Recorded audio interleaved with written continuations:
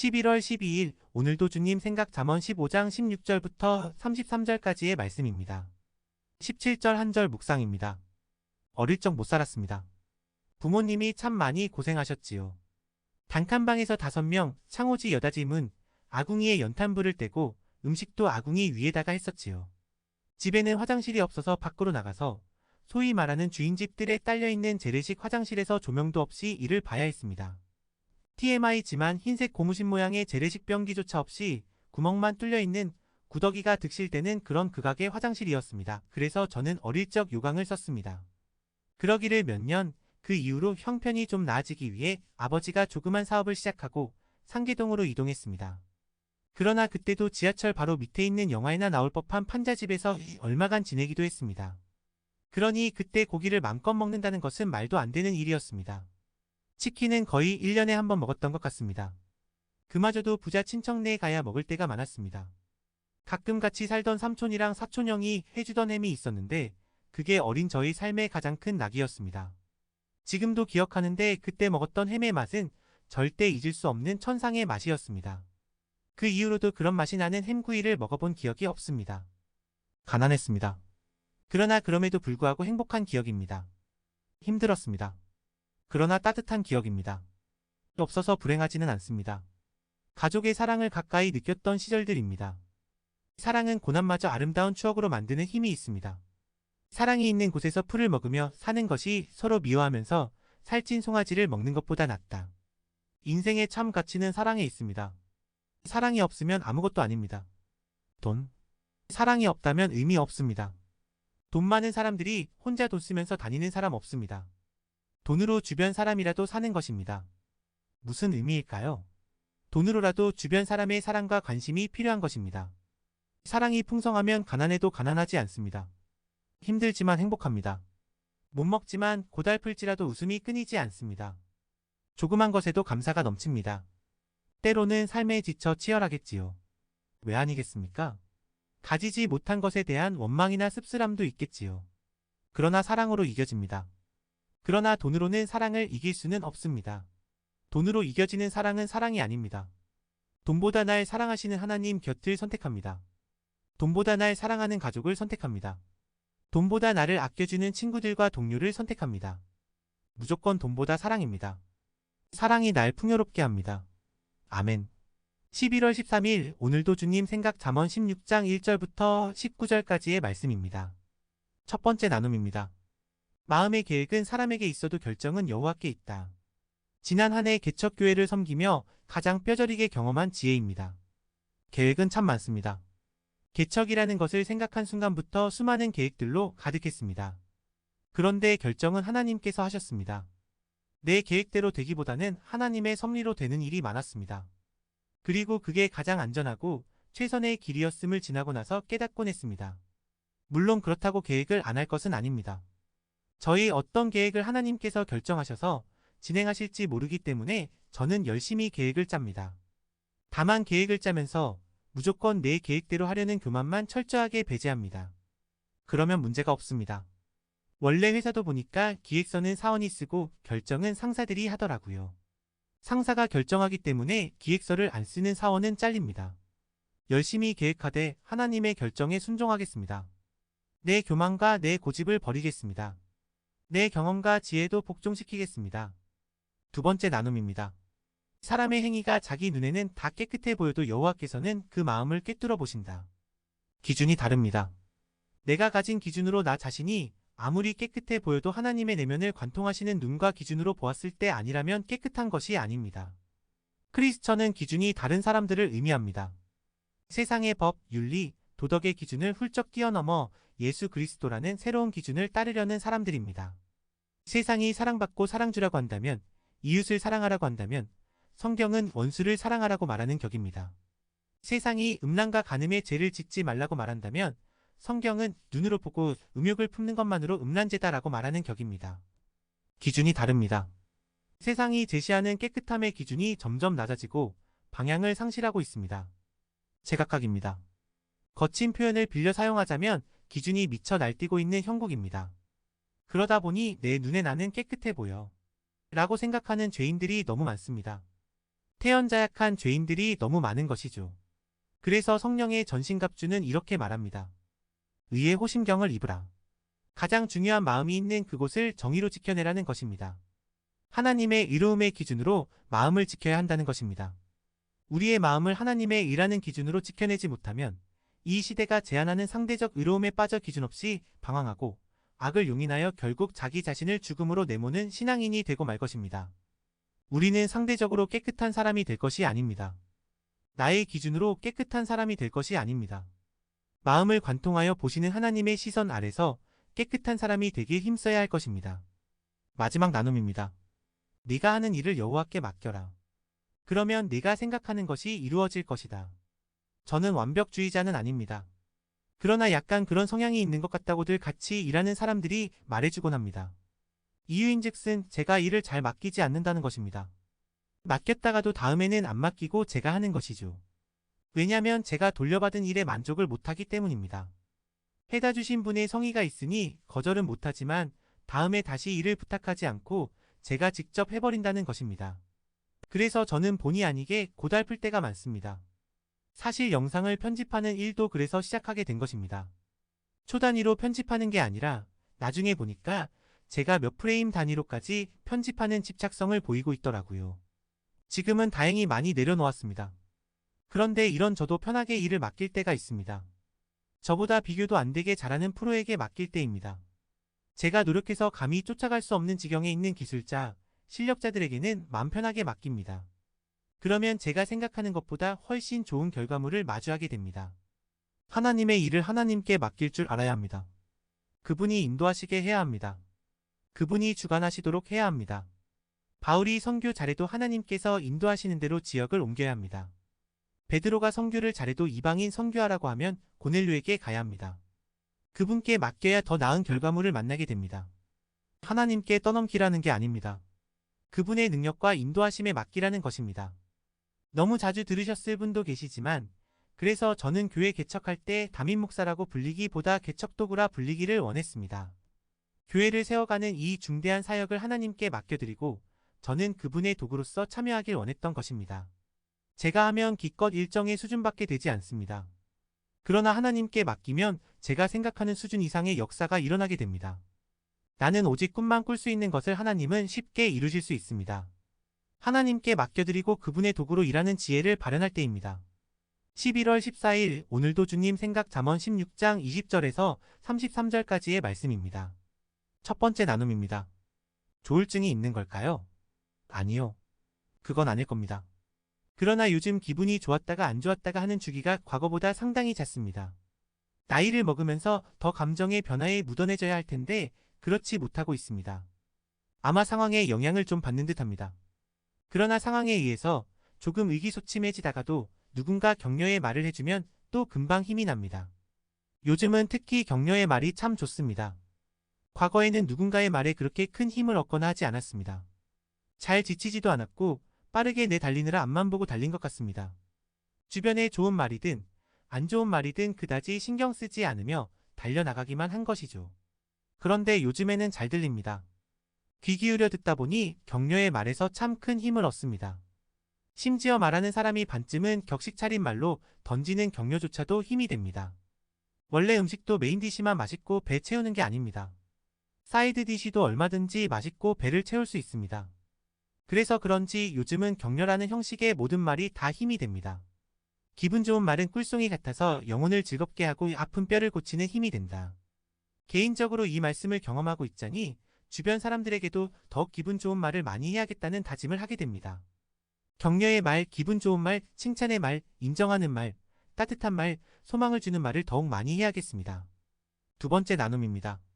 화내는데 더딘 사람은 용사보다 낫고 마음을 다스릴 줄 아는 사람은 성을 빼앗는 사람보다 낫다. 그 유명한 손자병법에서 가장 위대한 승리는 싸우지 않고 승리하는 것이라고 정의합니다.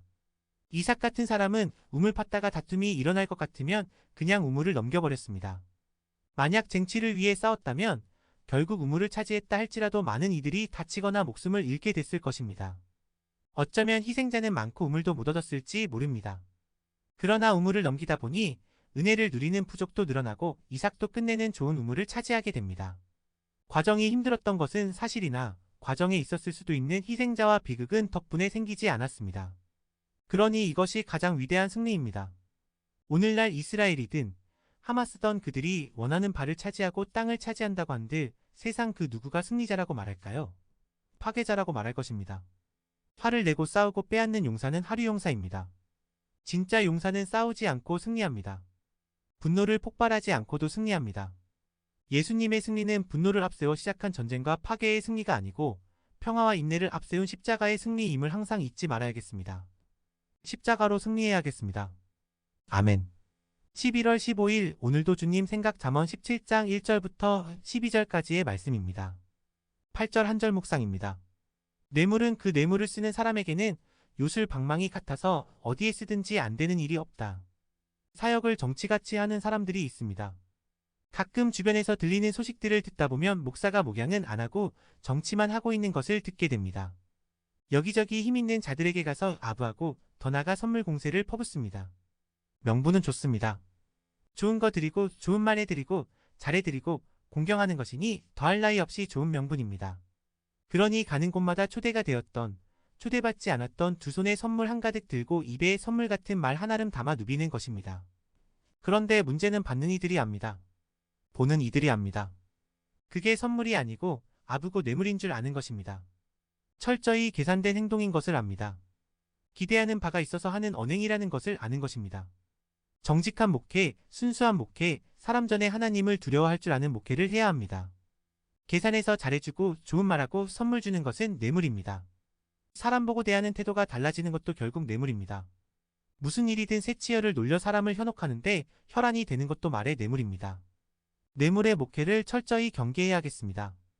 선물이라는 포장을 쓴 아부와 뇌물로 목회가 성장하기 시작하면 목회는 타락하고 심지어 그 때문에 교회도 흔들릴지 모를 일입니다. 뇌물 먹인 사람들이 흔들리면 같이 흔들리게 될 것입니다. 뇌물이 떨어지면 사람도 떠나고 교회도 흔들리게 될 것입니다. 내가 하는 것이 선물인지 뇌물인지 구분해야 합니다. 계산인지 사랑인지 구분해야 합니다. 진심인지 위선인지 구분해야 합니다. 축복인지 투자인지 구분해야 합니다. 목회의 순수함을 반드시 지켜야겠습니다. 아멘. 11월 16일 오늘도 주님 생각 잠언 17장 13절부터 28절까지의 말씀입니다. 첫 번째 나눔입니다. 다툼을 시작하는 것은 댐에 구멍 내는 것과 같으니 다툼이 일어나기 전에 말다툼을 그치라. 가족이 깨지고 우정이 깨지고 부부가 깨지고 하는 것은 꼭 엄청난 사건 때문에만 생기는 일이 아닙니다. 가랑비에 옷 젖는다고 말하는 것처럼 잦은 다툼이 결국은 조그만 금을 점점 더 벌어지게 만들고 보이지도 않을 점과 같은 균열을 큰 구멍으로 만들어 결국에는 깨지게 하는 것입니다. 지혜자는 분명히 말합니다. 다툼을 시작하는 것은 댐을 무너뜨리는 게 아니라 구멍을 내는 것입니다. 사실 이게 무언가를 무너뜨린다고 하면 사태의 심각성이 인지가 됩니다. 그래서 쉽게 다투지 않습니다. 그런데 그냥 조그만 구멍이면 심각성을 쉽게 느끼지 못합니다. 이 큰 댐에 구멍 하나 생긴다고 무슨 큰일이 나겠는가? 하고 가볍게 여기게 되는 것이죠. 그래서 다툼을 별것 아닌 것처럼 여기고 계속 반복하여 싸우는 것입니다. 반복되는 다툼의 위험을 간과해서는 안 됩니다. 별다른 상흔을 안 만드는 것 같다고 해서 반복하다가는 결국 모든 관계가 깨어지는 슬픈 일을 경험하게 될 것입니다. 실제로 많은 부부나 친구들이 별것 아닌 것으로 여기는 소소한 다툼의 반복 때문에 관계의 깨짐을 경험하게 됩니다. 다툼을 멈춰야 합니다. 다툼의 언어, 감정의 폭력, 육체적, 물리적 다툼은 당연히 하지 말아야 합니다. 힘겹게 쌓아 올린 댐이라는 관계의 가치를 다툼이 아닌 사랑으로 더욱 견고히 세워야겠습니다. 두 번째 나눔입니다. 즐거운 마음은 병을 낫게 하지만 근심하는 마음은 뼈를 말린다. 현대인의 병은 다 마음에서 시작한다는 말이 있습니다. 온몸 안 아픈 데가 없어서 병원을 갑니다. 검사 후 결과를 보는데 모든 수치가 정상입니다. 이때 의사 선생님이 이렇게 말씀하십니다. 스트레스가 심하셔서 그래요. 마음은 우리의 육신을 휘어잡습니다. 저도 심할 때는 설교 전에 얼마나 울렁증에 시달렸는지 모릅니다. 올라가기 전에도 올라가서도 중간중간 머리가 하얘지는 경험을 하기도 했습니다. 분명히 아플 상황이 아닌데도 육신이 맥을 못 추기도 합니다. 정신과 마음, 생각을 건강하게 다잡는 것이 참 중요합니다. 정신 건강도 마찬가지입니다. 우울, 공황, 조울 등등 많은 정신병의 원인이 실제 병에 이르기 전에 가졌던 두려운 마음과 불안한 마음과 걱정하는 마음에서부터 온 경우들도 참 많습니다. 결국 정신도 육신도 마음의 연약함에서 큰 해를 입는 것입니다. 개인적으로 제가 가진 울렁증을 극복할 수 있었던 힘은 오직 성령님입니다. 하나님을 향한 의지입니다. 믿음의 선포로 내 영혼에 소리칩니다. 내 영혼아, 담대하라. 괜찮다. 이겼다. 문제없다. 하나님이 함께 하신다. 그렇게 참 많은 마음의 문제를 그때그때 해결했습니다. 마음의 문제를 하나님께 맡겨야 합니다. 내면에서 퍼지는 우울함의 소리, 의심의 소리, 두려운 소리, 딱심의 소리, 거절의 소리 등의 마음의 문을 열어주면 안 됩니다. 내주하시는 성령님으로 극복해야 합니다. 하나님과 함께 이겨내야 합니다. 11월 17일 오늘도 주님 생각 잠언 18장 1절부터 24절까지의 말씀입니다. 첫 번째 나눔입니다. 목회를 하다가 나중에서야 깨닫게 되는 일이 있습니다. 일이 다 끝나고 나서 동역자들의 분위기와 일의 결과를 보면서 그제서야 비로소 깨닫는 것이죠. 아, 내 방법이 틀렸구나.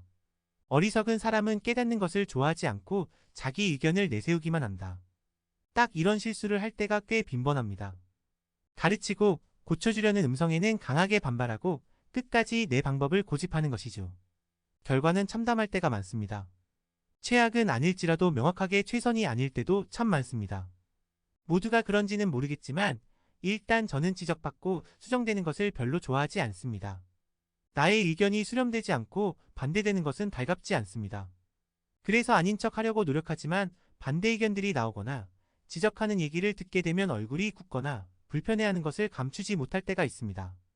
어리석은 사람인 것이죠. 나의 방법이 최선이 아니고 최선의 방법이 최선입니다. 더 나은 방법은 언제든 있을 수 있고 나는 언제든 틀릴 수 있습니다. 필요하면 그게 누가 되었든지 간에 지적받고 수정해야 합니다. 아닌 것이 맞다고 우긴다고 정답이 되는 것이 아닙니다. 틀린 것을 내가 맞다고 우긴다고 맞는 것이 아닙니다. 조금 더 겸손한 사역, 수용하는 사역, 배우는 사역, 성장하는 사역을 놓치지 않아야겠습니다. 독불장군이 되어 고집스럽게 달리는 목사가 되는 것을 경계해야겠습니다. 두 번째 나눔입니다. 남의 말을 하는 것은 맛있는 음식과 같아서 사람의 뱃속 깊이 내려간다. 맛있는 음식은 몸에 안 좋습니다. 보통은 그렇습니다. 결국 맛있는 음식은 지방이 되어 우리 몸에 차곡차곡 쌓입니다. 콜레스테롤도 쌓이고 지방간으로도 축적됩니다. 소문과도 같은 근거 없어 보이는 얘기지만 맛있는 콜라를 많이 먹으면 이가 삭고 뼈가 삭는다는 얘기들도 합니다. 몸에 안 좋은 이런 맛있는 음식들은 몸속 깊이 파고들어 우리의 몸을 좀 먹습니다. 망가뜨립니다. 입만 즐겁지 사실 좋은 게 별로 없습니다. 낱말하는 것이 이와 같습니다. 얼마나 즐거운지 모릅니다. 그런데 뱃속 깊이까지 들어가 결국 우리의 영혼을 망가뜨립니다. 타인을 향해서 좋은 말도 아닌 나쁜 말을 한다면 내면이 건강할 수 없습니다. 맛있는 음식이 우리의 몸을 슬금슬금 망가뜨리는 것처럼 남의 말도 결국 우리를 야금야금 좀 먹어 무너뜨릴 것입니다. 남의 말하면 관계도 깨지고 신뢰도 깨지고 존중과 존경도 깨집니다. 사랑받기도 힘듭니다. 저 사람은 꼭 뒷말하더라. 상종 못할 사람이야. 믿지 못할 사람이야. 주변이 이렇게 평가하며 떠날 것입니다. 당장 입이 즐겁고 귀가 즐겁다고 해서 남에 대한 말을 쉽게 하면 망하게 될 것입니다. 남에 대한 경솔한 말, 근거 없는 소문, 정죄와 판단, 미워하는 말, 조롱하는 말, 거짓말 다 멈춰야 합니다. 걱정을 가장한 폭로를 멈춰야 합니다. 11월 18일 오늘도 주님 생각 잠언 19장 1절부터 17절까지의 말씀입니다. 첫 번째 나눔입니다.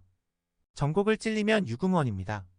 사람이 자기가 어리석어 자기 길을 망치고는 속으로 여호와를 원망한다. 자초한 어려움일 때가 참 많습니다. 인생에 살면서 큰 결정을 할 때가 몇 번 있습니다. 학교, 일자리 등이 큰 결정이고 결혼 같은 것은 정말 큰 결정입니다. 생각해보면 이때까지 곧잘 결정해 온 것 같습니다. 특히나 사명과 결혼은 참 두고두고 결정을 잘했습니다. 그런데 언제나 옳은 결정만을 하는 것은 아닙니다. 경거망동하는 결정으로 쓸데없는 고난을 자초한 적도 꽤나 많습니다. 삼손 같은 사람이 하나님을 원망한다거나 가룟유다 같은 사람이 예수님을 원망한다면 지나가는 개가 웃을 일입니다. 내 자신이 어리석어 고난을 자초하면서도 하나님을 원망하는 것은 비난받고 실소를 받아 마땅한 일입니다.